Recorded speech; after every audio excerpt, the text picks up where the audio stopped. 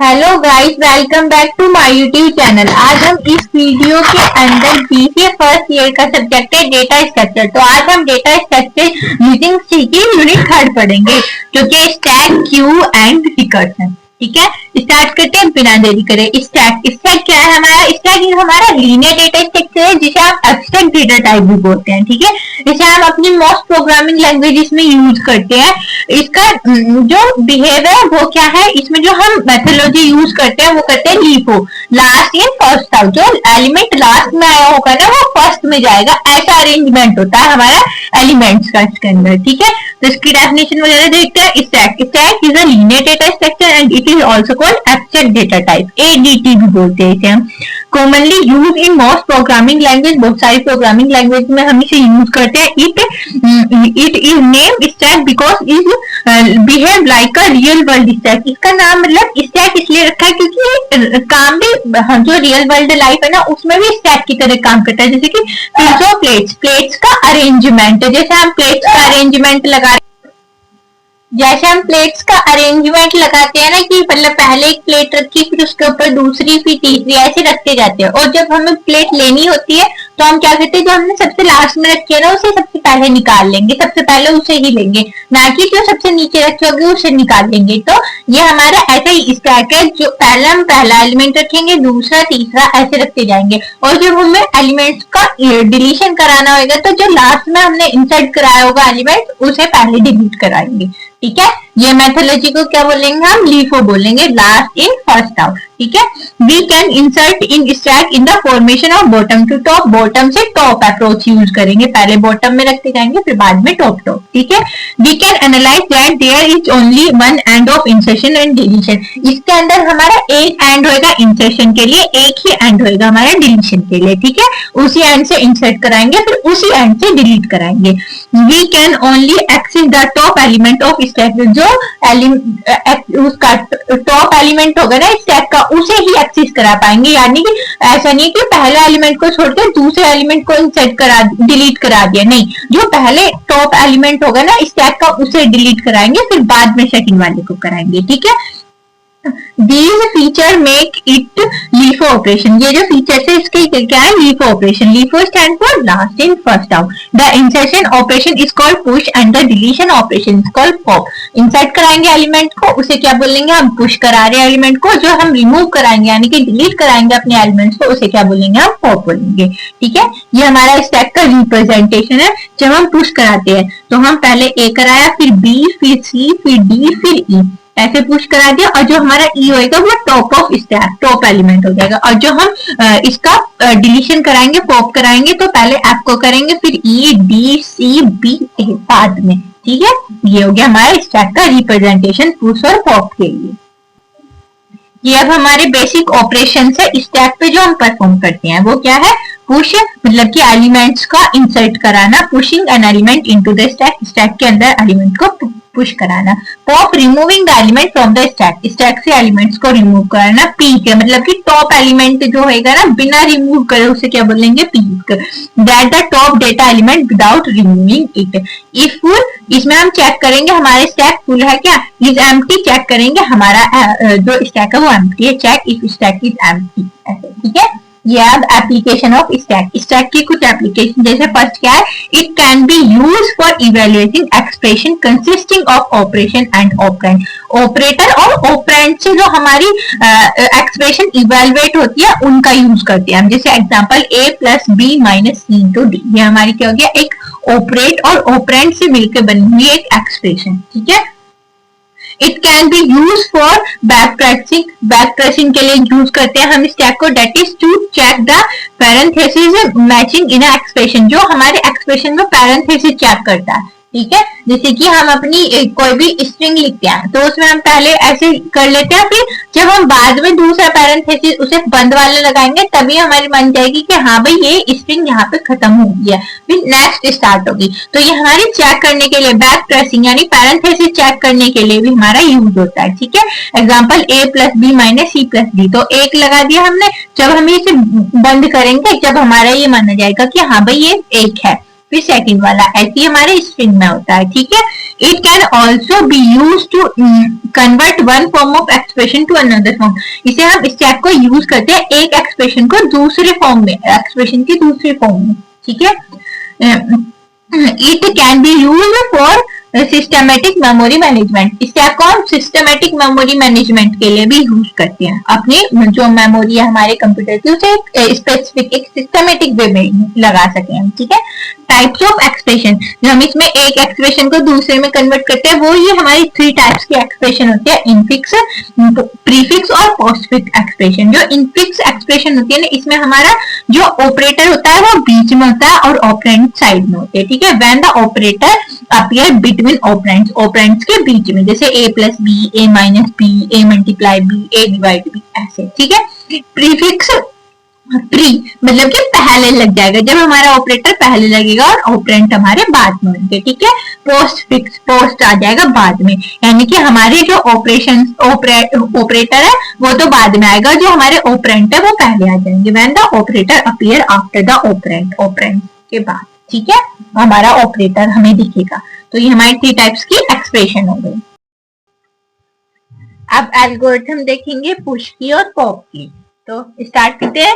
Step 1 क्या होता है हमारे एल्गोरिथम का, स्टार्ट, और लास्ट स्टेप होता है स्टॉप। तो फर्स्ट स्टार्ट हो गया, सेकंड फिर इनिशियलाइज करेंगे, पुश करा रहे एलिमेंट्स को तो पुश कर देंगे। मैक्स साइज मतलब कि हमारे जो स्टैक का मैक्सिमम साइज क्या है वो इनिशियलाइज करेंगे, और टॉप एलिमेंट और आइटम्स, ठीक है।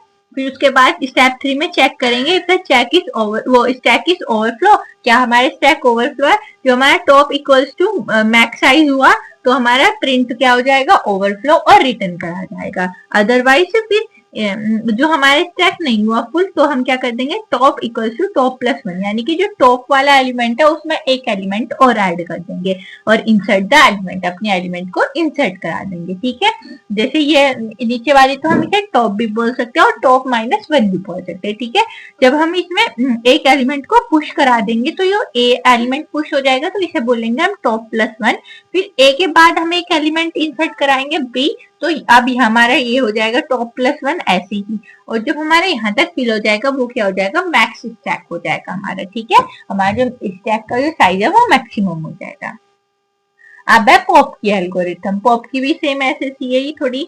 स्टेप 1 क्या हो जाएगा, start. Step 2 initialise variables, variables को इनिशियलाइज कर देंगे। इसमें हम क्या कराएंगे, पॉप ऑपरेशन परफॉर्म करना है तो पॉप को इनिशियलाइज करा देंगे और आइटम्स को, ठीक है। स्टेप 3 में चेक करेंगे, check if the stack is empty, क्या स्टैक हमारी एम्प्टी है। तो हमारी top equals to top minus 1 हुई तो प्रिंट क्या हो जाएगा, अंडरफ्लो, यानी कि वो एम्प्टी है, उसमें कुछ भी नहीं है, और रिटर्न कर जाएगी। स्टेप 4 में वरना क्या करेंगे, टेक द आइटम, कोई आइटम देख लेंगे, उसे आइटम को स्टैक के इक्वल रख लेंगे और top equal to top minus 1 करा देंगे, तो हमारा क्या हो जाएगा, आइटम डिलीट हो जाएगा और रिटर्न कर जाएगा। स्टेप 5 क्या हो जाएगा, स्टॉप। जैसे ये हमारे स्टैक के एलिमेंट्स हो गए A B C D E F F, तो हमारे जो हम चेक करेंगे आइटम, तो ये हमारे top equals to top minus 1 वाली कंडीशन होनी चाहिए, पर ये नहीं है क्योंकि इसमें हमारे यहाँ तक है। जो हमारे यहाँ होता एम्प्टी होती तो तभी तो हमारा top equals to top minus 1 होता, ठीक है। जो हम इसमें एलिमेंट्स को डिलीट कराए देंगे तो हम क्या कंडीशन लगा देंगे, top equals to top minus 1 करेंगे तो ये टॉप वाला एलिमेंट हमारा माइनस हो जाएगा, डिलीट हो जाएगा। फिर हमारा जो चेक आइटम यहाँ पे पहुंच जाएगा, फिर दोबारा से इसे top equals to top minus 1 condition लगाएंगे तो ये वाला रिमूव हो जाएगा। फिर हमारे यहाँ ऐसे चेक करेंगे, फिर लगा देंगे, चेक करेंगे, फिर लगा देंगे। जब हमारा टॉप इक्वल्स टू माइनस 1 हो जाएगा तो हम वो क्या हो जाएगा, हमारा स्टैक एम्प्टी हो जाएगा, या फिर से बोल सकते हैं हम अंडरफ्लो हो जाएगा। अब नेक्स्ट टॉपिक है हमारा पोलिश नोटेशन। तो ये हमारी पोलिश नोटेशन 3 टाइप्स की होते हैं, इनफिक्स, प्रीफिक्स, पोस्टफिक्स। ये हमने पढ़ भी ली कि इनफिक्स क्या होता है, ये हमारा ऐसा ऑपरेटर होता है, वो ऐसा वे है जिसके अंदर हमारा जो ऑपरेटर होता है वो जो बीच में होता है और ऑपरेंड साइड में होते हैं, ठीक है। जैसे ए प्लस बी, तो ए क्या हो गया हमारा ऑपरेटर हो गया, ए और बी क्या हो गया हमारे ऑपरेंट हो गए। It refers to the way operators are place between their operand, operand के बीच में प्लेस होएगा हमारा ऑपरेटर, ठीक है। प्रीफिक्स में क्या होएगा, हमारा ऑपरेटर पहले होएगा ऑपरेंट से, और पोस्टफिक्स में हमारा ऑपरेटर प्लेस हो जाएगा बाद में ऑपरेटर्स ऑपरेंड के बाद में हो जाएगा, ठीक है। It refers to the way operator are place after the operand, operand के बाद में हमारा ऑपरेटर प्लेस हो जाएगा, ठीक है। अब हमारे कन्वर्जन आते हैं इनफिक्स से प्रीफिक्स, इनफिक्स से पोस्टफिक्स, ऐसे जो हमें कन्वर्ट करने होते हैं। तो ये हमारी एक नोटेशन दे रखी है हमें, जैसे a plus B divide C multiply में c plus G divide e। तो हम क्या करते हैं, जैसे हमें ये दे रखी है तो इनफिक्स से प्रीफिक्स में हमें कन्वर्ट करनी है। तो इनफिक्स कैसे पता चला कि ऑपरेंड के बीच में हमारा ऑपरेटर है, हर में ऑपरेंड के बीच में हमारा ऑपरेटर है, तो ये हमारी कौन सी नोटेशन हुई, इनफिक्स नोटेशन। अब हम इसे है ना पीछे से स्टार्ट करते हैं, सॉल्व करना हमेशा पीछे से शुरू करेंगे और पहले जो ये हमारा डिवाइड होएगा ना ऐसे करेंगे। तो ये क्या हो जाएगा, a प्लस ये जो डिवाइड है पहले आ जाएगा बी सी, ऐसे लिख देंगे क्योंकि इनफिक्स से प्रीफिक्स, प्रीफिक्स में क्या आता है हमारा ऑपरेटर पहले आ जाता है ऑपरेंड से, फिर डिवाइड वो मल्टीप्लाई ऐसे हो जाएगा, फिर इसमें भी c plus divide D E हो जाएगा, ठीक है। स्टेप एक ये हो गया। अब हम क्या कर लेंगे, डिवाइड बी सी ऐसे प्रॉब्लम करेगा, इसे हम t1 लेट कर लेंगे, ठीक है, और डिवाइड डी ई को हम t2 लेट कर लेंगे, ठीक है। अब हम इसमें क्या कर लेंगे, a plus t1 multiply c plus t2, ठीक है। अब हमारी नोटेशन ये बन गई। तो अब हम दोबारा से ऑपरेटर लगाएंगे, वो ऑपरेशन लगाएंगे, तो ये प्लस है, प्लस पहले आ जाएगा और ये बन जाएगा हमारा a t1 multiply plus c t2, ठीक है। अब हम इसमें प्लस a t1 को लेट कर लेंगे t3 और प्लस ct को लेट कर लेंगे t4, ताकि हमें आसानी से हम इसे कर सके। तो हम यहाँ पुट कर देंगे t3, अब तो इसे ऐसे लिख रहे हैं t3 मल्टीप्लाई t4। जो हम इन दोनों पे ऑपरेशन लगाएंगे तो ये क्या हो जाएगा, मल्टीप्लाई t3 t4 हो जाएगा, ठीक है। इसके बाद कोई ऑपरेटर नहीं बचा हमारा, ये देखो हमारी फॉर्म बन गई, पहले बीच में था अब ऑपरेटर पहले आ गए, तो प्रीफिक्स बन गया। अब इसमें t3 t4 की वैल्यू पुट कर देंगे। t3 क्या है हमारी, a t1 है, और t1 की वैल्यू क्या है हमारी, a divide B C. t4 की वैल्यू क्या है हमारी, प्लस c t2, t2 की वैल्यू क्या है, डिवाइड d3। ये हमारी नोटेशन चेंज हो गई इनफिक्स से प्रीफिक्स। अब देख लो ऑपरेटर पहले आ गया, ऑपरेंड हमारे बाद में चले गए, ठीक है।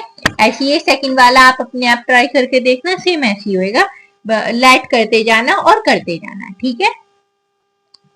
अब हमने इनफिक्स टू प्रीफिक्स कर लिया, अब हम इनफिक्स टू पोस्टफिक्स करेंगे।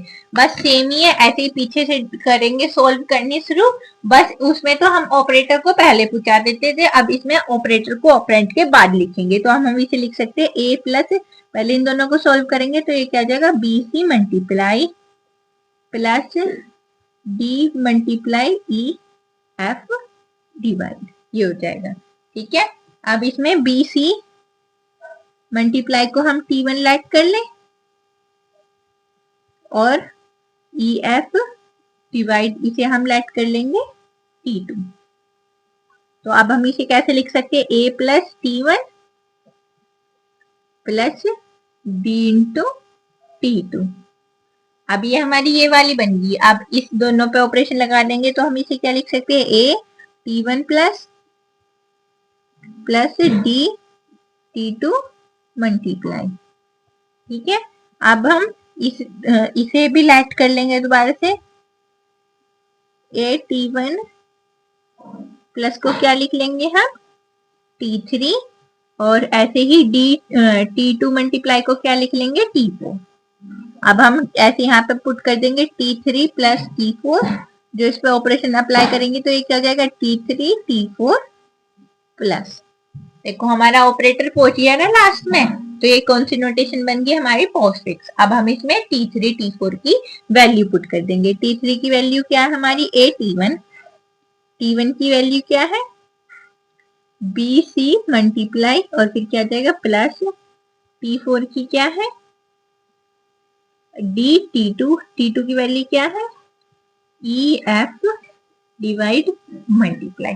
सेम ऐसे ही कोई भी ऑपरेटर को आगे पीछे ना करते हुए सेम ऐसे ही लिख देना। तो ये क्या बन जाएगी हमारा, और ये हमारा प्लस हो रहा जाएगा, प्लस वाला, ये हमारी बन गई पोस्ट फिक्स नोटेशन हमारी। ऐसे याद सेकंड वाले को ट्राई करना, सेम ऐसी होएगा, लेट कर लेना है और फिर बाद में उसे पुट करते जाना है, ठीक है। अब हमने स्टैक देख लिए, स्टैक के ऑपरेशन देख लिया और स्टैक की एप्लीकेशन। तो अब हमारा नेक्स्ट टॉपिक है रिकर्शन। रिकर्शन क्या है, जैसे हमारे स्टैक हम अपने प्रोग्रामिंग लैंग्वेज में यूज करते हैं अपने डेटा को इंसर्ट कराने के लिए, एक एंड से इंसर्ट कराते हैं और एक ही एंड से डिलीट कराते हैं, ठीक है। ऐसे ही हम रिकर्शन को भी अपने प्रोग्रामिंग लैंग्वेजेस में यूज करते हैं। रिकर्शन भी एक हमारी ऐसी टेक्निक है जिसके अंदर हम फंक्शन अपने आप को कॉल होता रहता है और जब तक हमारी प्रॉब्लम सोल्व ना हो जाए। बहुत सारी कंडीशन ऐसी होती है कि हमें बार बार कंडीशन अप्लाई करनी पड़ती है, फिर बाद में वो सोल्व होती है 5-6 बार। तो रिकर्शन हमें ऐसे ना बार बार लिखने से हेल्प करता है कि वो अपने आप खुद ही कॉल होता रहता है जब तक वो अपना स्पेसिफिक आंसर तक नहीं पहुंच जाए, ठीक है। Recursion is a programming technique, ये ऐसी प्रोग्रामिंग टेक्निक है in which a function call itself, function अपने आप कॉल होता रहता है to solve a problem, problem को सॉल्व करने के लिए, ठीक है। Recursion is a process, recursion एक प्रोसेस है where a function solve a problem by calling itself repeatedly until a stopping condition is reached. जब तक हमें हमारी कंडीशन ना मिल जाए ना, बिना रुके वो अपने आप को रिपीटली कॉल करता रहता है, ठीक है, बिना किसी की हेल्प से। रिकर्सिव नोटेशन, रिकर्सिव नोटेशन क्या होती है? रिकर्सिव नोटेशन हमारा एक ऐसा वे है डिफाइन करने का फंक्शन को या फिर सीक्वेंस, किसी भी मैथमेटिकल एक्सप्रेशन को अपने आप यूजिंग रिकर्सन, ठीक है। जैसे इसमें क्या हो जाएगा, रिकर्सिव नोटेशन एक्सप्रेस अ problem bye defining each value using its previous value. इसमें रिकर्सिव नोटेशन हमें एक्सप्रेस कराते हैं कि प्रॉब्लम को अपने आप डिफाइन करती है। जैसे कोई भी वेरिएबल है उसके प्रीवियस वैल्यू के अकॉर्डिंग अपने आप को बेस वैल्यू चेंज कर देगी, ठीक है। Recursive notation is a way of defining a function, sequence or mathematical expression term of itself using recursion. Recursion की help से अपने आप को कॉल करता रहता है, ठीक है। रिकर्सिव नोटेशन एक्सप्रेस अ problem bye defining each value. Recursive notation express करती है, किसी भी प्रॉब्लम को डिफाइन करती है हर एक वैल्यू को उसकी प्रीवियस वैल्यू को यूज करके along with a base value. Base value रखती है जो प्रीवियस वैल्यू को यूज करती है बेस वैल्यू की तरह और अपने आंसर तक आके पहुंचाती है। एग्जाम्पल है इसका फाइबोनाची सीरीज। जैसे इसकी बेस केस क्या हो गया, F0 0 F1 1, ये क्या हो जाएंगे हमारी बेस केस हो जाएंगी, ठीक है। रिकर्सिव नोटेशन क्या हो जाएगी, इसका फॉर्मूला जैसे कि Fn-1 प्लस Fn-2, ऐसे ही हम इसे प्लस करते जाएंगे, ठीक है। सीक्वेंस क्या होगा इसका 0 1 1 2 3 5 8, ऐसे इसका सीक्वेंस बनते जाएगा हमारे फाइबोनाची सीरीज का। तो अब हम इसे इस फॉर्मूले में बार बार अपने आप ना वैल्यू रख के सीधा हम फंक्शन कॉल कर देंगे रिकर्सन, वो अपने आप अपने फंक्शन को कॉल करता रहेगा और हमें ये सीक्वेंस प्रोवाइड करा देगा, ठीक है। अब run time stack. Run time stack क्या है? The run time stack is a memory structure. ये हमारा रन टाइम स्टैक एक ऐसा मेमोरी स्ट्रक्चर है use by program during execution, जो हम प्रोग्राम में यूज करते हैं अपने एग्जीक्यूशन के टाइम पे, to manage function calls, local variables and execution control. हमारे जो मैनेज फंक्शन है ना, फंक्शन कॉल को मैनेज करने के लिए, अपने लोकल वेरिएबल्स और एग्जीक्यूशन को कंट्रोल करने के लिए रन टाइम स्टैक का हम यूज करते हैं, ठीक है। इट वर्क ऑन लीफो, ये भी लीफो पे वर्क करता है। लास्ट इन फर्स्ट आउट, जो लास्ट में आया होगा वो पहले जाएगा, ठीक है। A runtime stack is a stack created in memory while a programming is running. ये runtime stack ना हमारी एक ऐसी मेमोरी क्रिएट कर लेता है जो हमारी रन टाइम में भी काम करती है। Used to store information about active function calls. जो हमारी जो हमारा फंक्शन एक्टिवली चल रहा है ना, अभी चल रहा है, तो उससे जो रिलेटेड इंफॉर्मेशन है ना वो स्टोर करता है हमारा run time stack. Applications of recursion. Recursion की कुछ एप्लीकेशंस है, जैसे कि recursion is widely use in computer science and programming to solve problem that can be divided into small similar sub problems. Recursion जो है हमारी एक वाइडली यूज कंप्यूटर साइंस में ज्यादा यूज करते हैं हम इसे। ये हमारी ऐसी प्रोग्रामिंग टेक्निक है जो बड़े प्रोग्राम को छोटे छोटे स्मॉल प्रॉब्लम्स में, सिमिलर स्मॉल प्रॉब्लम्स में डिवाइड कर देती है और इजीली सोल्व कर लेती है, ठीक है। जैसे कि फैक्टोरियल कैलकुलेशन के लिए यूज करते हैं फाइबोनाची सीरीज, या ट्री ट्रेवर्सल के लिए यूज करते हैं tower of Hanoi problem, divide and conquer algorithm. Divide और कॉन्क्योर एल्गोरिथम में बहुत ज्यादा यूज करती है, मतलब कि कोई एल्गोरिथम दी जाती है हमें, उससे पहले तो हम उसे डिवाइड करते हैं और फिर बाद में उसे कॉन्क्योर करते हैं, मतलब कि उसे कंबाइन करते जाते हैं। तो जो हमें स्पेसिफिक हमारी सीरीज जो भी असेंडिंग डिसेंडिंग जो भी मिलना होता है वो हमें उससे प्रोवाइड हो जाता है, ठीक है। बैक ट्रेसिंग प्रॉब्लम्स के लिए भी यूज करते हैं, जैसे डायरेक्ट फाइल सिस्टम ट्रेवर्सल के लिए यूज करते हैं, और मैथमेटिकल प्रॉब्लम्स में भी हम इसकी बहुत ज्यादा यूज करते हैं इसका, ठीक है। ये एप्लीकेशन होगी हमारी रिकर्सन। अब नेक्स्ट टॉपिक है क्यू। क्यू भी हमारा एक लीनियर डेटा स्ट्रक्चर है, इसे हम एब्स्ट्रैक्ट डेटा टाइप भी बोलते हैं या फिर एब्स्ट्रैक्ट डेटा स्ट्रक्चर भी बोल सकते हैं, ठीक है। क्यू स्टैक की तरह ही वर्क करता है जैसे स्टैक, बस उसमें क्या होता है, स्टैक में हमारा एक एंड होता है इंसर्शन के लिए और वही एंड है हमारा डिलीशन के लिए, बट इस क्यू के अंदर हमारा एक एंड होता है स्टैक उस इंसर्शन के लिए और सेकंड एंड होता है हमारा डिलीशन के लिए। स्टैक के अंदर हम लीफो ऑपरेशन परफॉर्म करते हैं last in first out, but Q के अंदर हम फीफो ऑपरेशन परफॉर्म करते हैं फर्स्ट इन फर्स्ट आउट, ठीक है। जो पहले आया होगा वो पहले ही जाएगा। जैसे हमारे रियल लाइफ में क्यू, जैसे हम कहीं पे भी जाते हैं कोई सामान लेने के लिए शॉपकीपर के पास, तो वहां पे बहुत भीड़ लगी हो दुकान पे, तो वो शॉपकीपर क्या करेगा, बिलिंग के टाइम पे लाइन बनवा लेगा, क्यू क्रिएट करा लेगा कि हाँ भाई जो बंदा पहले आया होगा उसका बिलिंग वो पहले कर देगा और जो लास्ट में आया होगा वो लास्ट में हो जाएगा। Queue is abstract data structure somewhat similar to stack, कुछ सिमिलर है स्टैक की तरह। Unlike stack a queue is open at both its end, दोनों एंड से ओपन होगा वो, ठीक है। One end is always use to insert data, insert data के लिए यूज करेंगे एक and other end is use to delete data, और दूसरा डेटा को डिलीट करने के लिए, ठीक है। Q follow first in first out methodology, FIFO methodology use करेगा, ठीक है। ये क्यू है, क्यू के जो बॉक्सेस है इसके अंदर हमारा डेटा होता है, पहले जो आगे से हम क्या करते हैं डिलीट कराते हैं अपने डेटा को और पीछे से इंसर्ट करते हैं, ठीक है। फ्रंट से डिलीट कराएंगे और बैक से इंसर्ट कराएंगे, ठीक है। ये हमारे कुछ बेसिक ऑपरेशंस है, enqueue, dequeue, P is full is empty. Enqueue मतलब कि हमारा इसके अंदर एलिमेंट्स को ऐड कराते हैं, adding the elements in the queue, queue के अंदर, ठीक है। Dequeue delete the element from the queue, queue से एलिमेंट्स को डिलीट कराते हैं, ठीक है। Peek top element of the queue and take front element, इसके अंदर हम टॉप एलिमेंट ऐसे नहीं लेने के, जो हमारे पर फ्रंट में एलिमेंट होगा ना उसे हम क्या मान लेंगे, टॉप मान लेंगे अपने क्यू का, ठीक है। Is full, check if the queue is full, check करेंगे इसमें हमारी क्यू फुल है या नहीं, और इज एम्प्टी में क्या करेंगे, चेक करेंगे if the queue is empty, ठीक है। अब इसकी एल्गोरिथम देखते हैं, एल्गोरिथम फॉर एनक्यू, एनक्यू के लिए एल्गोरिथम। इसके अंदर भी फर्स्ट स्टेप क्या होता है हमारे एल्गोरिथम का स्टार्ट, सेकंड में हम इनिशियलाइज कराएंगे, इसमें एनक्यू है तो हम एलिमेंट डिलीट वो इंसर्ट कराएंगे इसमें, तो इंसर्ट कहाँ से कराएंगे, हम फ्रंट से इंसर्ट कराएंगे, ठीक है। और रियर, रियर इसमें क्या होता है, उसके लिए होता है चेक करने के लिए, ठीक है। और मैक्स साइज, साइज मैक्सिमम है या नहीं है इसके लिए, ठीक है। स्टेप 3 में हम चेक करेंगे क्यू इज फुल, जो हमारी क्यू फुल है तो rear equals to max size आ जाएगा, ठीक है। फ्रंट तो होता है ये वाला जिस एंड से हम एलिमेंट को डिलीट कराते हैं, और रियर होता है इंसर्ट कराने के लिए एलिमेंट को, ठीक है। रियर की हेल्प से हम चेक भी कर सकते हैं कि हाँ भाई हमारी क्यू फुल है या फिर एम्प्टी है, कहाँ तक है, कितने एलिमेंट्स है उसके अकॉर्डिंग, ठीक है।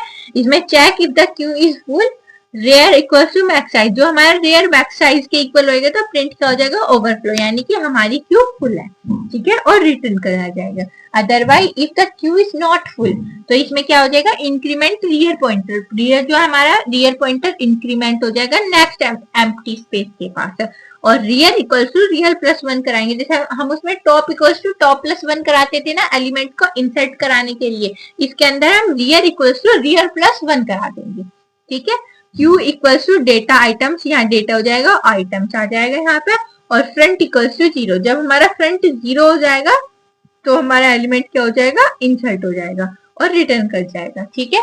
स्टेप 5 क्या हो जाएगा, स्टॉप, इसके अंदर बहुत सिंपल सा है, फर्स्ट स्टेप स्टार्ट हो जाएगा, सेकंड में इनिशियलाइज करा देंगे फ्रंट रियर मैक्स साइज को, स्टेप 3 में हम चेक करेंगे कि क्यों हमारी फुल है, जो rear equals to max size आ रहा है तो हमारे क्या हो जाएगा, ओवरफ्लो हो जाएगा और रिटर्न हो जाएगा।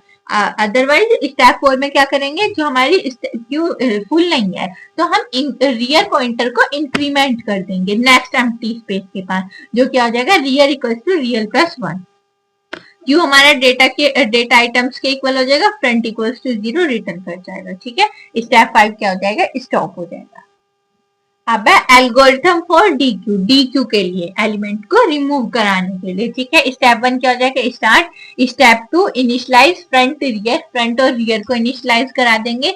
स्टेप 3 में चेक करेंगे if the queue is empty है तो रियर इक्वल्स टू -1 और फ्रंट इक्वल्स टू -1, दोनों -1 आ रहे तो प्रिंट क्या हो जाएगा, अंडरफ्लो हो जाएगा, यहाँ भाई है और रिटर्न करा जाएगा। और स्टेप 4 में क्या हो जाएगा, check if queue is not empty, जो हम चेक कर रहे हैं क्यू हमारी एम्प्टी नहीं है तो क्या होगा, item data equals to queue, जो हमारे डेटा आइटम्स है वो क्यू के इक्वल हो जाएंगे और रियर माइनस है कि हम उसमें डिलीट करा देंगे। ठीक है, क्यू फ्रंट डेटा हो जाएगा और प्रिंट डिलीट, जो हम रियर माइनस वाली कंडीशन लगा रहे हैं मतलब कि हमारे पीछे है और हम डेटा को रिमूव करा रहे तो हम उसमें क्या कर देंगे, डिक्रीमेंट कराएंगे, तभी तो वो हमारा माइनस रहेगा रियर में। ठीक है, और प्रिंट क्या हो जाएगा, डिलीट, रिटर्न कर जाएगा। स्टेप 5 क्या हो जाएगा, स्टॉप हो जाएगा। ठीक है, अब जो हमने ये एनक्यू और डीक्यू ऑपरेशन देखे थे, ये देखे थे हमने सिंगली लिंक लिस्ट के, सिंगली क्यू के, ऐसे वाली स्ट्रेट क्यू के, लीनियर क्यू भी बोल सकते हैं हम इसे। ठीक है, अब हम देखेंगे सर्कुलर क्यू, इसमें भी हमारे क्यू के टाइप दे रखे हैं ना हमें हमारे सिलेबस के अंदर, तो हमने लीनियर क्यू देख लिया, अब हमारा सर्कुलर क्यू। ये सर्कुलर क्यू क्या है, a circular queue is a way of implementing a normal queue, ये एक हमारा नॉर्मल क्यू को, लीनियर क्यू को इम्प्लीमेंट करने का एक ऐसा वे है where the last element of a queue is connected to the first element of a queue forming a circle. जब लास्ट एलिमेंट क्यू का हमारा फर्स्ट एलिमेंट से अटैच होगा तो वो हमारे एक सर्कल फॉर्म कर लेगा, जिसे हम क्या बोलेंगे, सर्कुलर क्यू बोलेंगे। ठीक है, the operation are perform based on the FIFO principle, इसके अंदर जो हम ऑपरेशन परफॉर्म करेंगे वो फीफो ऑपरेशंस के फीफो प्रिंसिपल के बेसिस पे करेंगे। ठीक है, it is also called ring buffer, इसे हम रिंग बफर भी बोलेंगे। We can insert element until the queue become full, इसमें हम अपने एलिमेंट को जब तक इंसर्ट करा दे सकते हैं जब तक हमारी क्यू फुल ना हो। However, once the queue became full, जब हमारी क्यू फुल हो जाएगा, we cannot insert the next element, हम नेक्स्ट एलिमेंट को इंसर्ट नहीं करा सकते, even if there is a space in front of a queue, यदि हमारे पास फ्रंट क्यू के फ्रंट में स्पेस है पर हमने जो डिलीट वाला जो पोर्शन है वो वाला हमारा खत्म हो गया तो इसलिए। ठीक है, जैसे हमारा ये रिप्रेजेंटेशन हो गया हमारे सर्कुलर क्यू का, देखो ये डेटा हो गए 1 2 3 4 5 6 7 8 9 10, ये इनकी इंडेक्स नंबर हो गए 0 1 2 3 4 5 6 7 8 9। तो जो हमारा जो साइज हो गया n है हमारा 10 के इक्वल और ये हमारे क्या हो जाएंगे, हमारे इंडेक्स नंबर हो जाएंगे इनका। ठीक है, अब है ऑपरेशन ऑफ सर्कुलर क्यू पे ऑपरेशन, इसमें भी हम एन क्यू डी क्यू ये सब लगा सकते हैं। एन क्यू क्या है हमारा, it insert an element in an Q, किसी भी क्यू में एलिमेंट को इंसर्ट कराने के लिए हम एन क्यू का यूज करते हैं। The given below are a scenario that can considered by inserting an element, यहाँ पे एक सिनेरियो दे रखा है जिसकी हेल्प से हम अपने एलिमेंट को इंसर्ट करा सकते हैं, जिसे कंसीडर करते हैं। ठीक है, ये इसकी एल्गोरिथम है। एल्गोरिथम में स्टेप 1 क्या है, इफ द क्यू, स्टेप 1 तो हो जाएगा स्टार्ट, स्टेप 2 होगा ये, if the queue is empty then the front and rear are said to be 0 to insert a new element. जब हमारी क्यू एम्प्टी होगी तो हमारे फ्रंट और रियर की वैल्यू क्या हो जाएगी, 0 हो जाएगी और हम इसके अंदर फिर अपने एलिमेंट्स को, न्यू एलिमेंट्स को इंसर्ट करा सकते हैं। ठीक है, नेक्स्ट स्टेप क्या हो जाएगा, if queue is not empty, यदि हमारी क्यू एम्प्टी नहीं है then the value of rear get increment, तो रियर की वैल्यू क्या हो जाएगी, इंक्रीमेंट हो जाएगी। ठीक है, if the queue is not empty and rear equals to n-1, यदि हमारी क्यू एम्प्टी भी नहीं है और रियर की वैल्यू हमारी n-1 है, यानी कि n साइज दे रखा है हमारा 10 तो हमारे रियर की वैल्यू 9 दे रखी है, 9 है हमारे पास, then rear equals to n-1 then they said to be 0, तो हम रियर को क्या बोल सकते हैं, n-1 वाली कंडीशन में हम रियर को 0 बोल सकते हैं। ठीक है, ये हमारी क्या हो जाएगी, एल्गोरिथम होगी एनक्यू की। अब डीक्यू, डीक्यू क्या है हमारा, it perform a deletion operation, ये हमारा डिलीशन ऑपरेशन परफॉर्म करता है क्यू के अंदर। The following points are cases that can be consider, ये कुछ पॉइंट्स हैं जो हम कंसीडर करते हैं अपनी एल्गोरिथम के टाइम पे, ठीक है।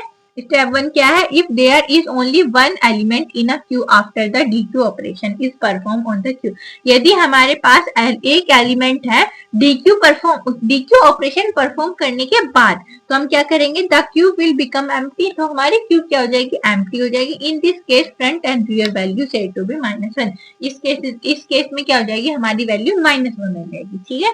जो हमने डिलीशन ऑपरेशन परफॉर्म करा, डीक्यू ऑपरेशन परफॉर्म करा, और हमारे पास एक एलिमेंट है क्यू के अंदर, तो हमारी क्यू क्या हो जाएगी, एम्प्टी कंसीडर करेंगे हम अपनी क्यू को, और उस केसेस में हमारी फ्रंट और रियर की वैल्यू क्या हो जाएगी, -1 हो जाएगी।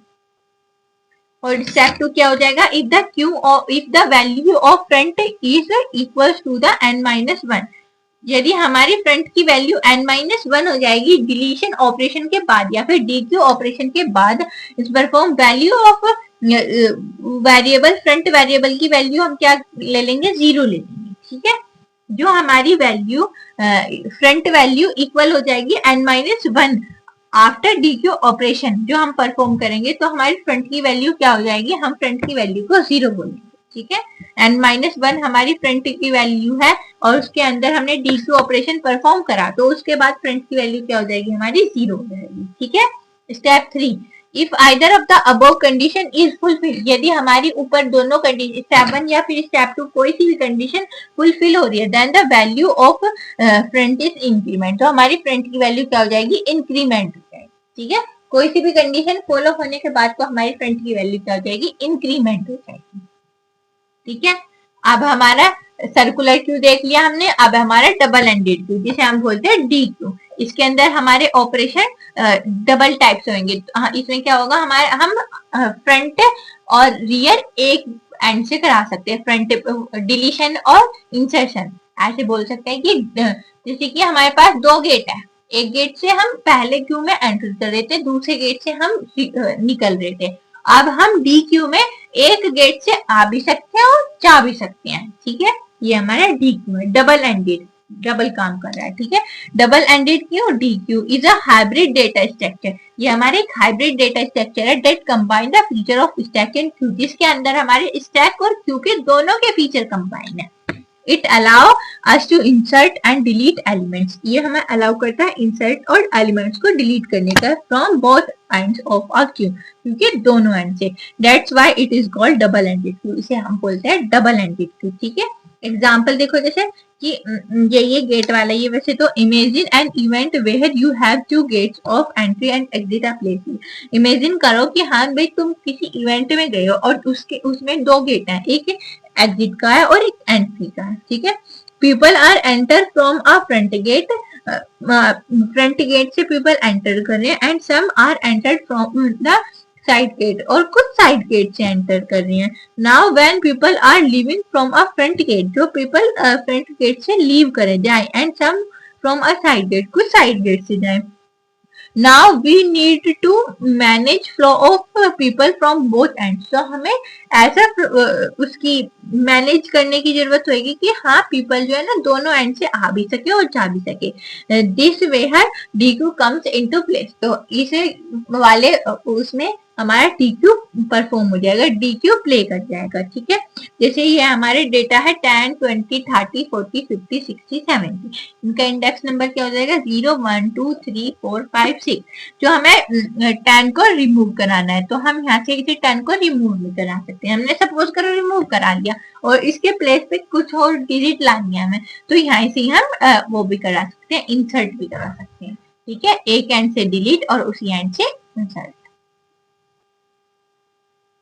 अब हमारे ये ऑपरेशन है डबल एंडेड क्यू के, ठीक है। उसमें हम क्या खाली push pop peak is full is empty देख रहे थे। इसमें हम पुश फ्रंट पुश बैक, यानी कि फ्रंट से भी पुश करा रहे हैं बैक से भी, ठीक है। पुश फ्रंट में क्या कराएंगे, insert element at the front of deque, deque के फ्रंट से एलिमेंट को इंसर्ट करा रहे हैं। पुश बैक में insert element at the back of deque, deque के बैक से। पॉप फ्रंट में ऐसे ही कि हम फ्रंट से एलिमेंट को रिमूव करा रहे होंगे।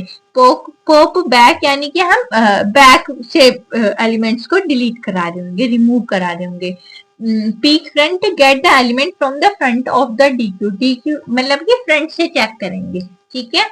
पीक बैक, बैक से देखेंगे कि फ्रंट एलिमेंट कौन सा आ रहा है। Size, get the number of elements in a deque, deque के नंबर ऑफ एलिमेंट्स को चेक करेंगे। Is empty, check if the deque is empty, इसमें चेक करेंगे डीक्यू हमारी एम्प्टी है या नहीं, ठीक है।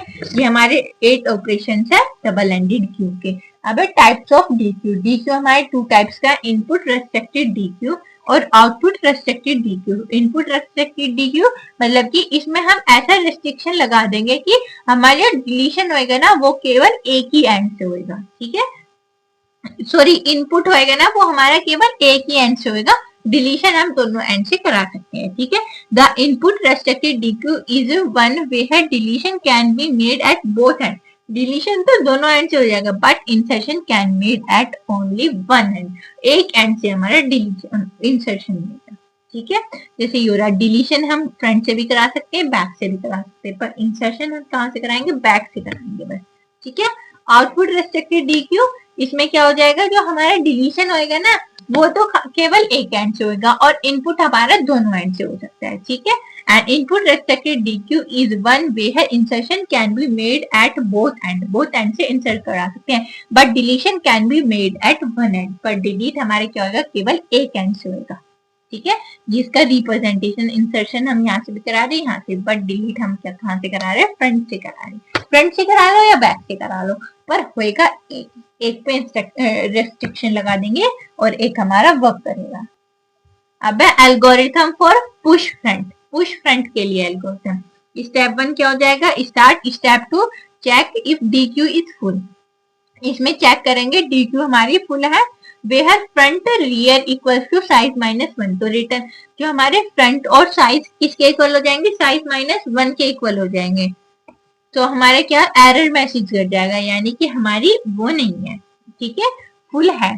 और तो जो हमारी if deque is not full, जो हमारी डीक्यू फुल नहीं है, तो जो हम इसमें क्या कराएंगे, इंक्रीमेंट करा देंगे फ्रंट पॉइंटर बाय 1।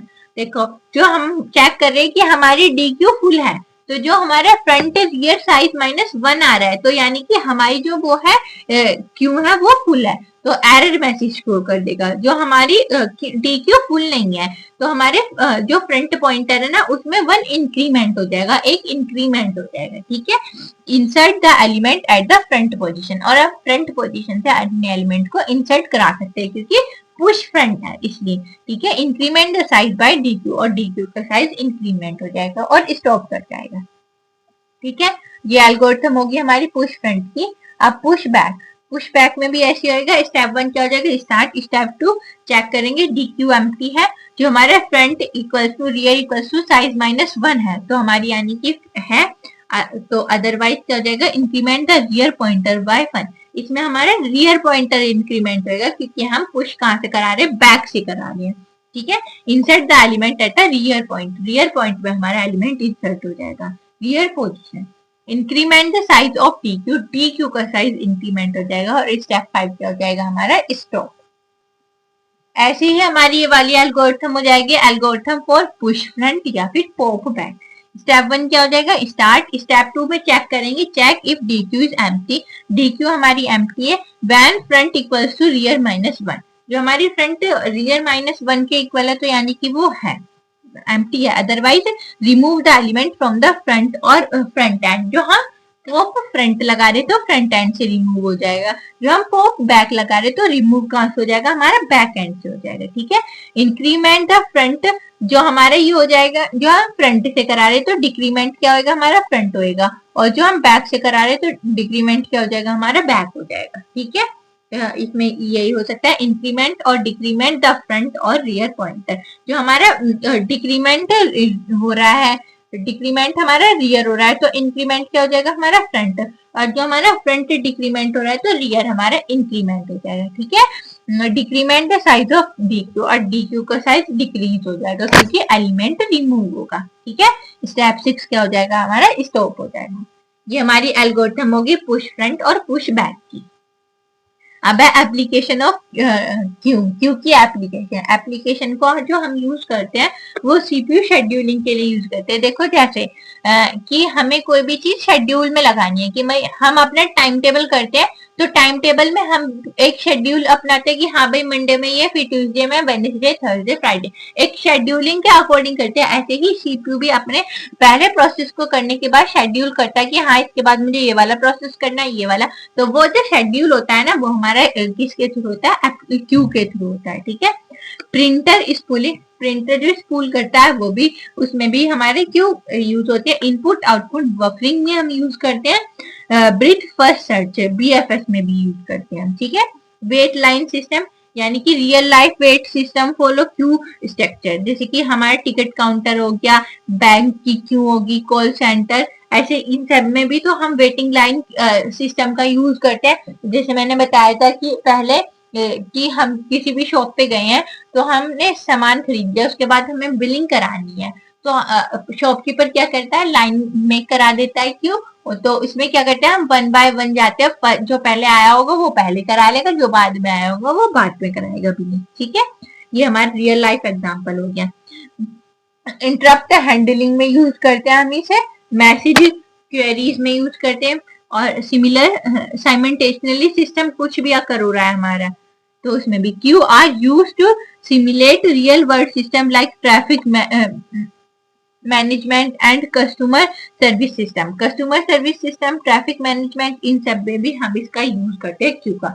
ये हमारी एप्लीकेशन है क्यू की। ठीक है। इस वीडियो के अंदर यही थे, ये यूनिट यहाँ पे कंप्लीट होगी। आप इस यूनिट को एक बार अच्छे से प्रिपेयर कर लेना। वीडियो अच्छी लगी हो तो लाइक कमेंट शेयर जरूर करना, चैनल को सब्सक्राइब कर देना। Thank you for watching my video.